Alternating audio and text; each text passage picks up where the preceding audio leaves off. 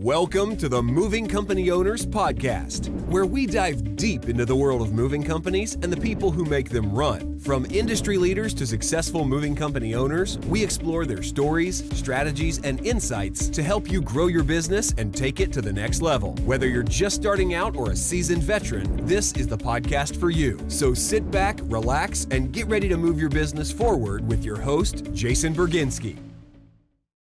Hey, Jason Bergenske here with MoveitPro software, and we also own a Lion's Den booking service. And I got Nick with us today, who's a director of operations for MoveitPro software, and then also oversees some of our Lion's Den stuff. So anyway, thanks, Nick. Hey. So Nick's worked for me for a couple of years, or worked for us. We worked together. 5 years now. 5 years. Holy crap. I didn't realize it was that long, actually. Kind of crazy. So Nick started... I guess, why don't you kind of talk about it? Like when you started, where we were at, where the company was, where our building was. It's changed. So I did start as an actual sales rep, and really my first sales position, to be honest. I came from restaurants, and that was the bulk of my experience. But when I started here, we were actually working out of a warehouse with no windows, just little cubicles, man-made, that you made, little cubicles for everybody. And we got by, but I mean, we had a very small team back then. And the fact of watching us double in size and leave that hole in the wall to come to this nice, beautiful building, 2 stories, and got a gym and a break room and all that stuff, it's a world of a difference. Yeah. From what we started as. So I think most people know that are watching this probably, but know that we started off, my grandparents owned a moving company back in the 60s, or opened it, and then my dad took over, and then I took over. And so the warehouse you're talking about is J&J Metro Moving Storage. It was our warehouse. We actually still own the warehouse. We sold the moving company. I don't know, it was a hole in the wall, but it was to kind of give you guys, the understanding of where it's at. So right now, actually, it's in a good location because it's really close to I-4, which is our main interstate. But 25 years ago, when it was built, it was in the hood. And all we cared about for a moving company was that it was close to interstate. So obviously, as time's gone on, there's been some interesting characters that have passed through that area, which there is probably thousands of stories I would be able to tell over time from that place. But when you first started, we already had the build out specifically for MoveitPro that we built out in there. Yes. So you started in there, and then the interesting thing was Nick came to us through a referral of another friend that worked for us. And then it was a long time before I think you told me that you knew me in high school. In high school, which, not to give away our age, high school was a while ago. Not very recent.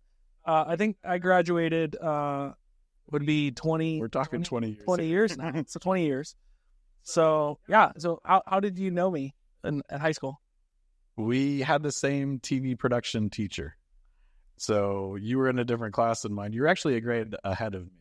Yeah. I was, I think, a sophomore when I met you as a junior. And the teacher loved you. I mean, you could do no wrong in her class.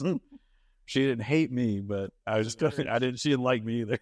So I got by in that class, whereas you excelled. Yeah. Miss Goodrich was awesome. She was one of those teachers that if she loved you, she would literally almost die for you. But if she hated you, everyone knew. My first time ever meeting you was I was in class and you were not in my class, but you were just standing in the back of the room, and Miss Goodrich said, "Don't worry about Bergie back there. He's okay." Yeah. That was it. Because she also had friends that were teachers, and they would allow me to skip their class and come hang out in TV production and do stuff, which then led to, which most people don't know, I used to own a production company that I started in high school and sold it in 2006. So a couple years later for a decent amount of money, had a bunch of employees. We mainly focused on weddings, which, excuse the word, but we called them bitches in white because most brides are not fun to deal with. Exactly. We were doing like 300 weddings a year, a lot of weddings.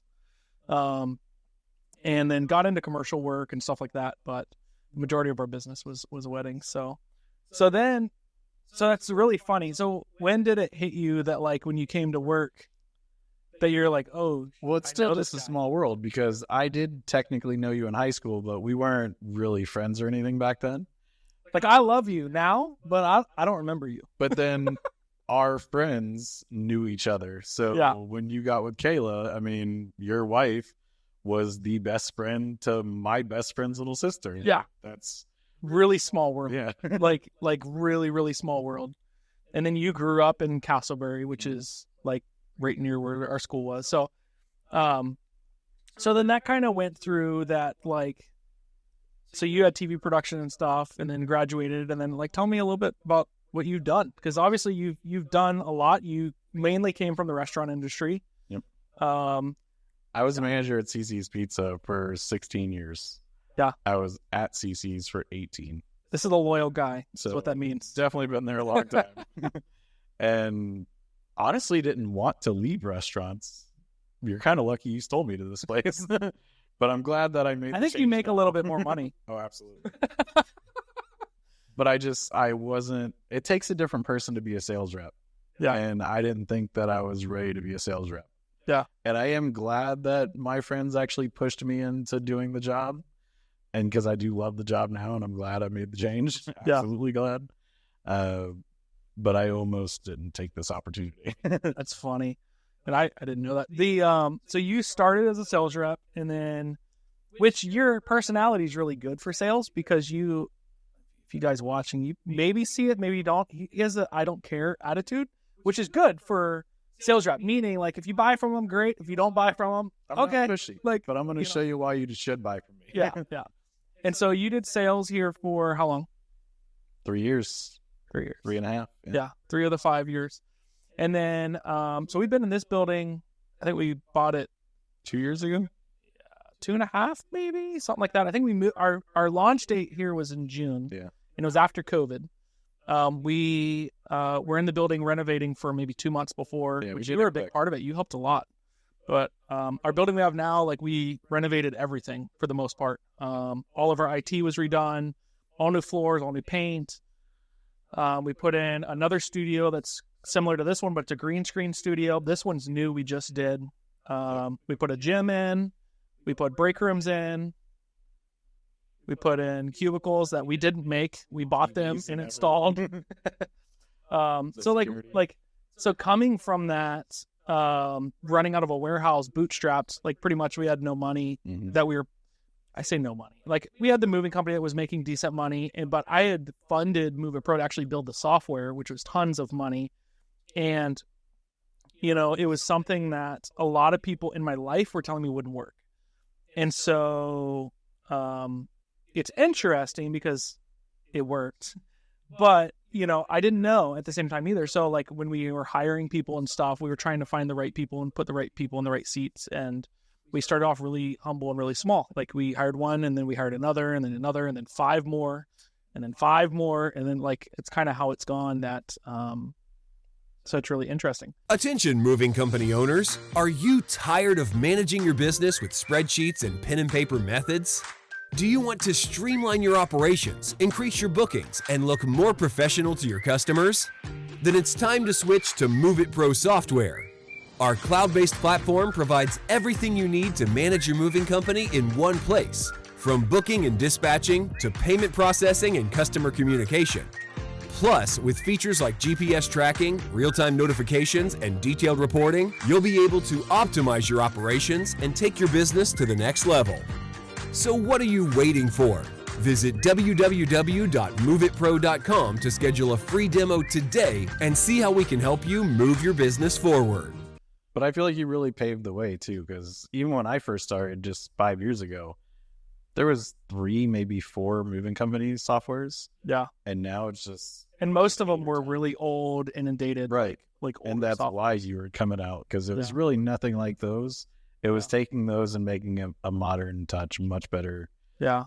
Ease of use, everything. So. Well, and that's how we started. Like, trust me, the funny thing is I didn't want to build a software. Like, that was not the goal. The goal was to be able to run our moving company more efficiently and not have things written on paper and be organized.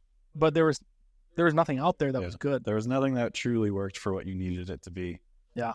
So now it's great. I mean, I'm actually happy that we have competitors because it gives our customers options. Mhm. You know, you can't be mad that there's competitors because we all push each other to do better, which is really cool. So then what was kind of your steps then from going from sales rep to where you're at now? Director of operations. Yeah. Really just I was one of the longer standing employees. I feel like we've gone through a couple changes here that even the few people that were obviously working here before me left and did something else. And I was the next one to step up. So I kind of had to step up early in my game. Yeah. And it was just good for me. I mean, I wasn't ready to step up then when I was. And I actually told you had actually asked me to be a manager when I was like 2 years of an employee, not even. I actually remember that. And you're like, Yeah, no, I'm good. I'm good. I don't want to manage. I don't want to deal with people. I'm not there yet. Yeah. So But it happened again, and I was like, okay, now I don't have a choice. Yeah, but it's really interesting, and it's I think it's part of growing a business. Like, you know, it sucks to have employee turnover, and it sucks to have to deal with letting employees go or employees leaving for whatever reason. But what I've learned, the reality is that the employees that got us from $0 to $500,000 are not the employees that are going to get us from $500,000 to $2 million. And then from 2 million to 5 million, they're different employees for the most part. And so as we grow, that's been a big part that's changed, is because the people that helped us get to $1 million, they didn't have the skill, the work, the work ethic, or the determination or the know-how to get us to 3 million, 5 million. And obviously we've grown and increased further and further past that. But, you know, we've unfortunately had to make decisions over time to let people go. And vice versa. There's been people that have made the decision that they didn't want to work here anymore, and that's okay. And we're, happy for them, and we can move forward. So that's awesome. So you, started director of operations, and then we moved into this building. That was exciting. Like, I actually remember when we first moved into this building, we were running both offices simultaneously for a little bit. You were here overseeing like we had floors getting installed and stuff, and then we had a computer set up for you because you still had meetings with customers.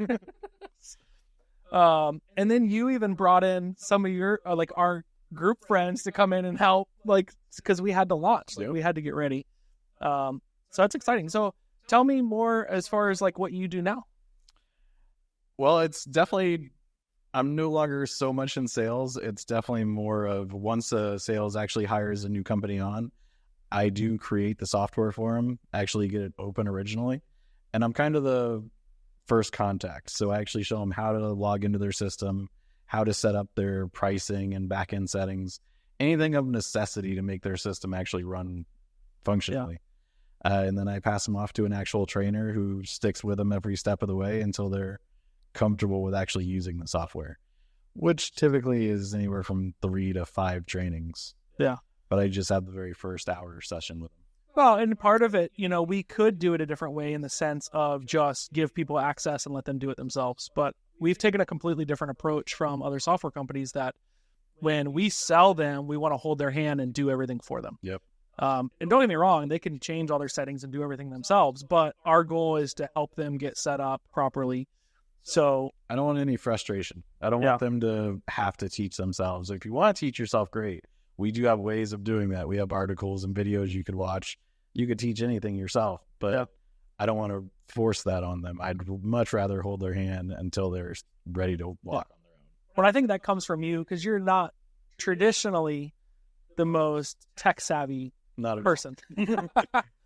But working here, you've become tech savvy and you've learned everything. The crew has helped me a lot. Well, when we're hiring new employees, and Nick's like, I got to set up 5 more computers. I'm like, you know how to do that? No, I didn't used to.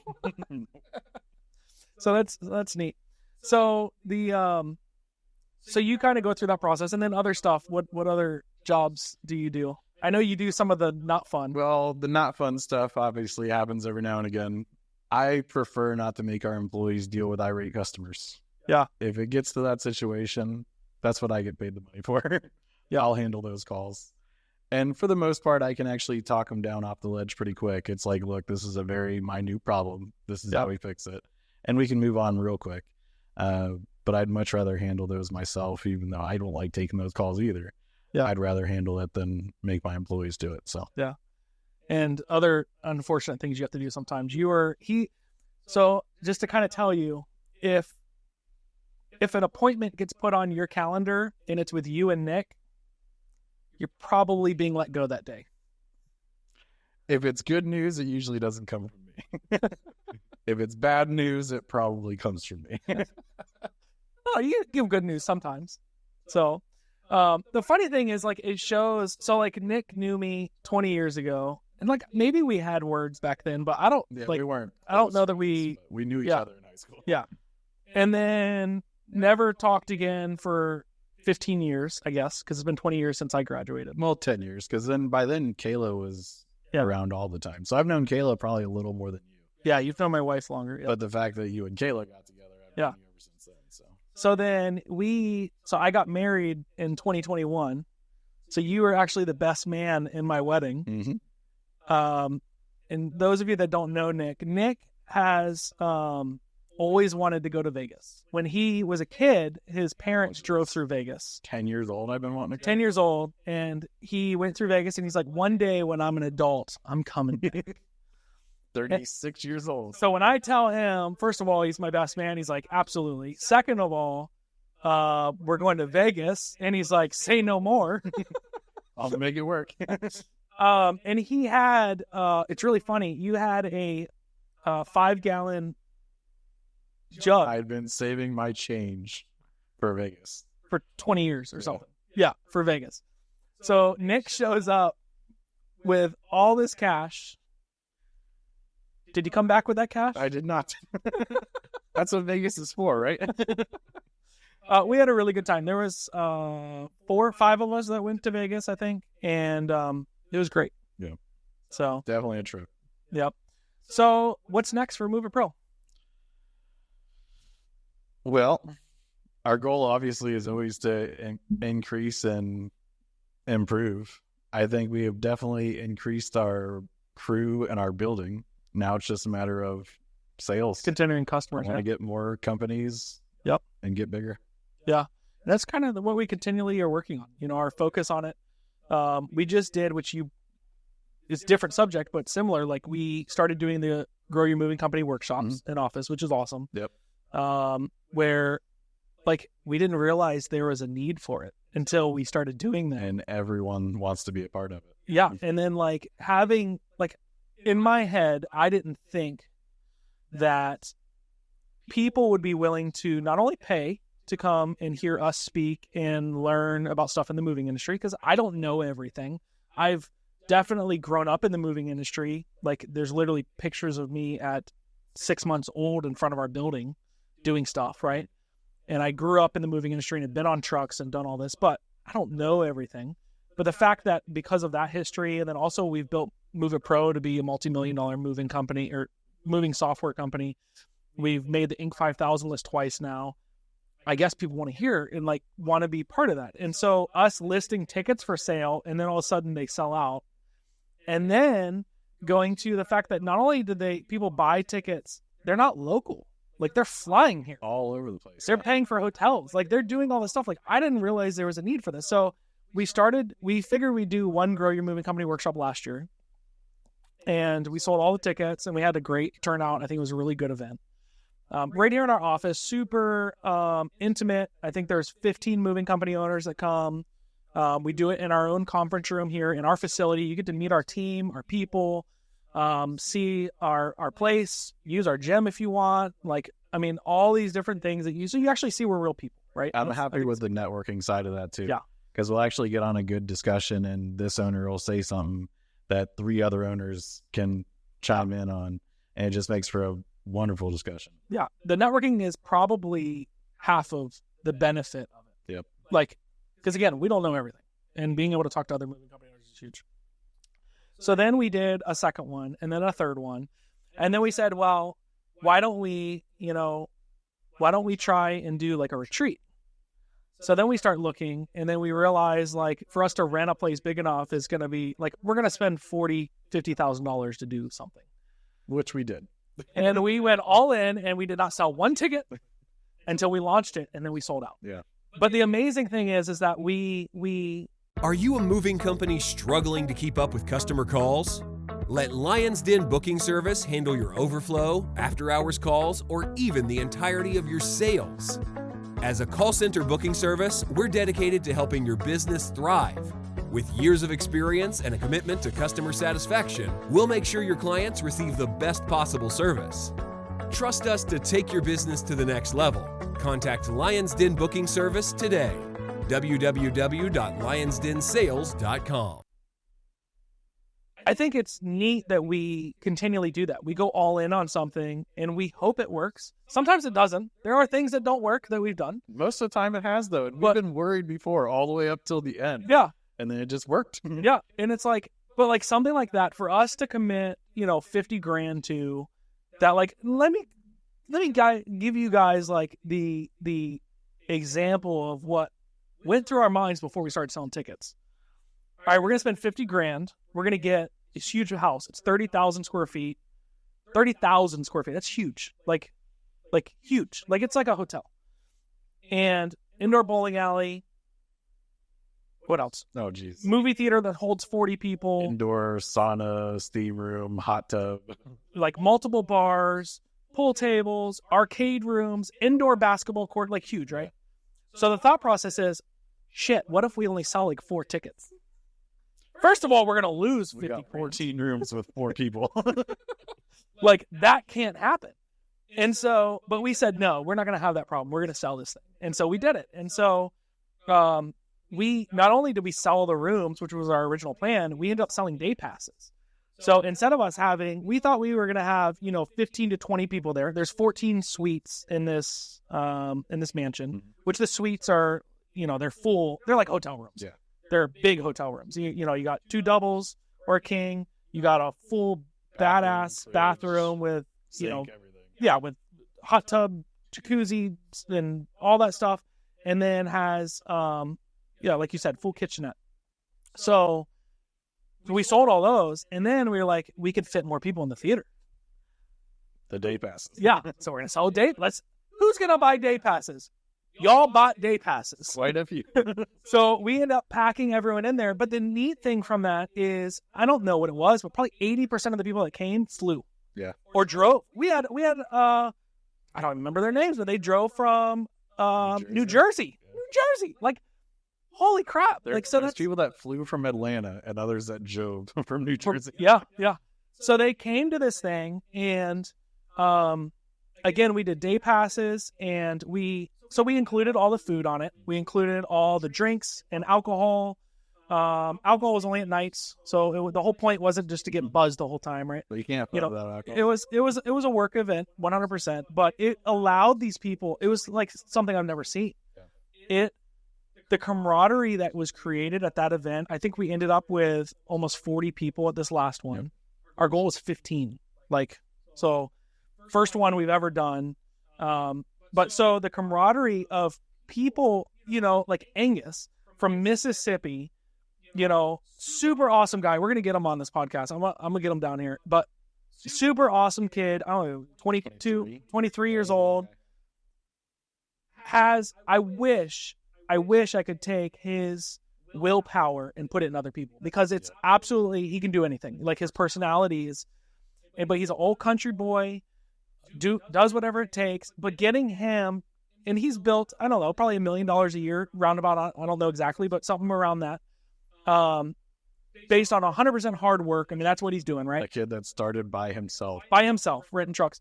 But to get him to be able to talk to someone else that's in our room at our workshop that's doing $15 million a year.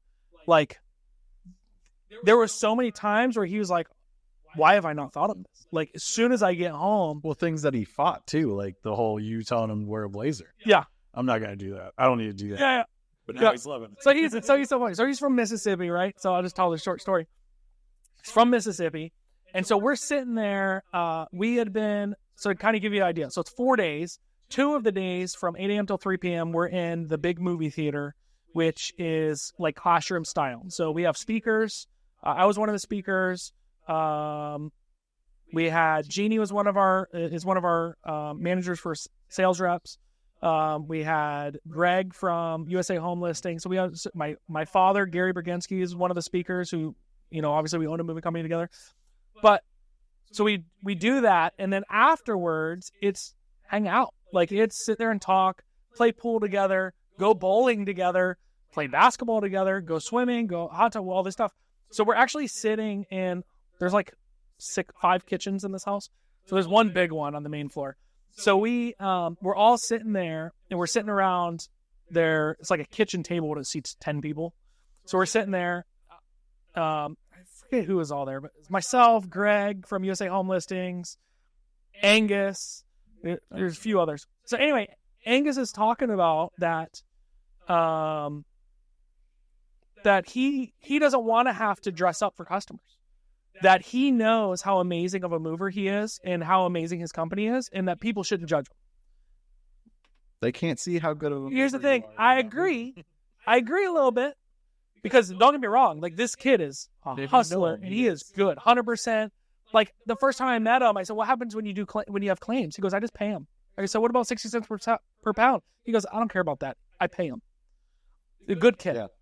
But he goes, "I don't need a blazer. I don't need to impress anyone." I said, "Listen," I said, I'm not telling you need to wear a blazer, but if you're going to $1 million house, you show up at my house, just being honest with you, I live in a nice neighborhood. You show up at my house and you're wearing a ripped up t-shirt and crusty dickies. You're not the mover I'm looking for. I'm probably not going to hire you. And he's just real, back and forth, but everyone started not attacking him at all, but everyone discussing it with him. Like, Angus, I totally get where you're coming from, but this is what I've seen and this and the other. The most awesome thing, though, a week after Legends, Angus sends me a message. Says, "Hey, man," I remember exactly, but to paraphrase it, "Hey, man, just wanted to let you know I got a blazer." Thank you. And he goes, "I just booked," and I don't remember exactly the values, but they're big. He goes, I just booked an attorney's job yesterday that was like $9,000 I would have never gotten.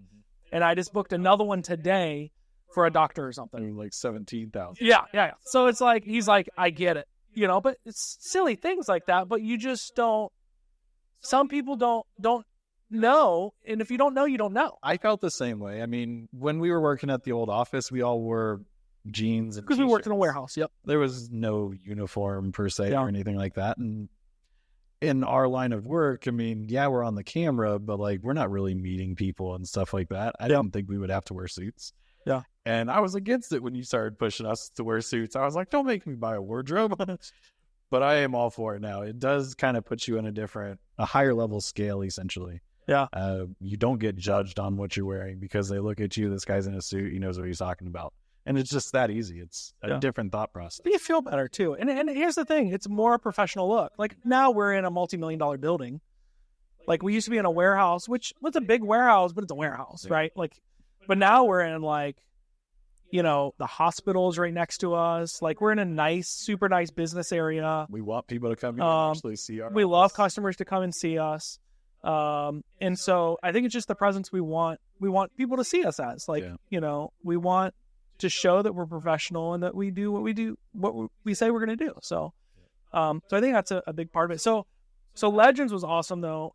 The neat thing is, this is really funny too. We did not know if we were going to do another Legends until we were at the event. We were at the event until the event happened.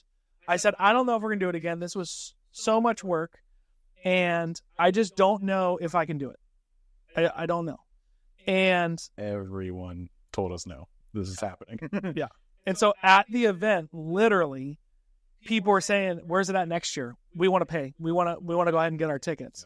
And so from there, we had an office set up in the mansion. We have a conference room there, and we threw together all the paperwork, threw together sign up forms on like day 3, and rented the house.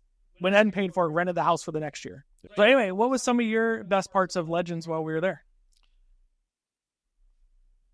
So we are on camera all the time when we're talking to customers and doing trainings and stuff like that. But it's not very often that our clients are on camera. Yeah, because they're from all over the world. So it was really cool actually meeting clients face to face because there were so many of them that I never would have put a face to the name. Yeah. that was a huge thing for me. Yeah, I mean, I think that's really neat. And getting like, did you do any activities with any of the customers? Not as much as I liked. I did have to work most of the time. Sure, work out much. But I still was meet and greet almost everyone there, which is awesome. Yeah. And so we booked that again. So if you guys want to get tickets to that, it's legends.moveitpro.com. You can get tickets. We have early bird pricing currently. We do have, so those are for suites. And then we'll probably do day passes later, but we're still figuring that out. But so legends.moveitpro.com. I bet you, our marketing person, will put that on the video. Somewhere here. Or here. Or maybe over here. So anyway, tell me some of your most favorite things that have happened here at MoveitPro, other than you falling down the stairs. Well, I only fell down a couple times, and mine wasn't the funny ones, but there was some funny fall downs. Marketing person, add that into the video also. Okay.